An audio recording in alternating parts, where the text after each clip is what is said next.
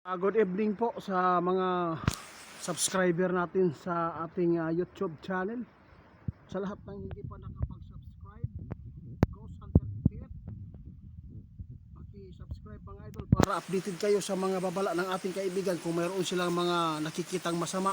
At saka doon sa isang account ko, BB Boss Summer, sa akin po yan mga idol, paki-subscribe din. Mga idol, iba po ang ating mapapakinggan kay kaibigan. No? Kasi alam po ninyo, napakarami po nating mga kababayan sa ibang bansa na kailangan mag-ingat tulad po ng kaguluhan, digmaan. Hindi po ninyo alam kung ano po ang mangyayari dyan dahil ang tensyon po ng tao kapag naubusan ng pasensya, talagang wala po talagang magandang maidudulot sa kanilang isipan kundi paghihigante.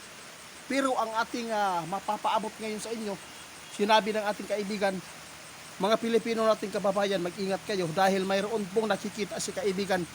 Hulaan po ng ating kaibigan at ito po ay nakita nila na mangyayari sa Amerika. Oh. Malaki ang Amerika mga idol.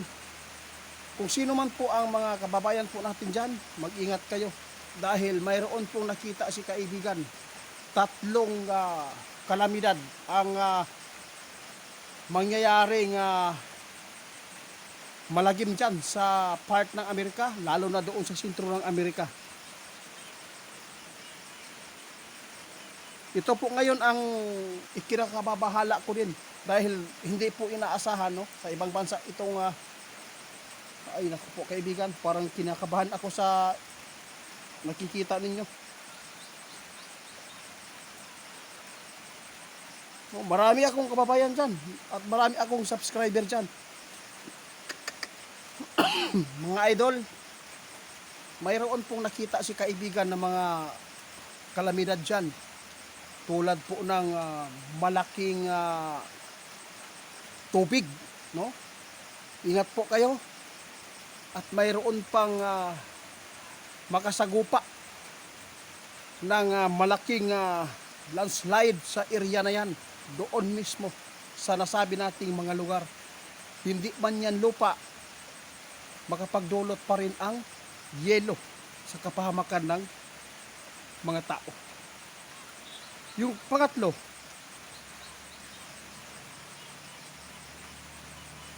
naku po, mga idol, ingat, mayroon pong pumasok sa kanilang kaharian na ito po ang nakakatakot na sunog.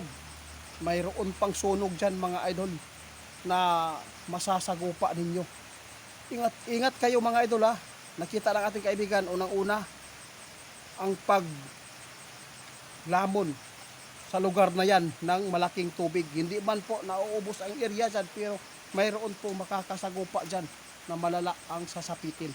Kaya tandaan natin mga idol, lagi po tayong mapagmasid po sa ating panahon, lalo na kapag tag-ulan man dyan, lalo na po ang pagkapal ng yelo. Ang yelo mga idol, kapag nagkakaroon po ng landslide, grabe mga idol, delikado yan. Kasi mas mabilis pa yan kaysa lupa mga idol ha.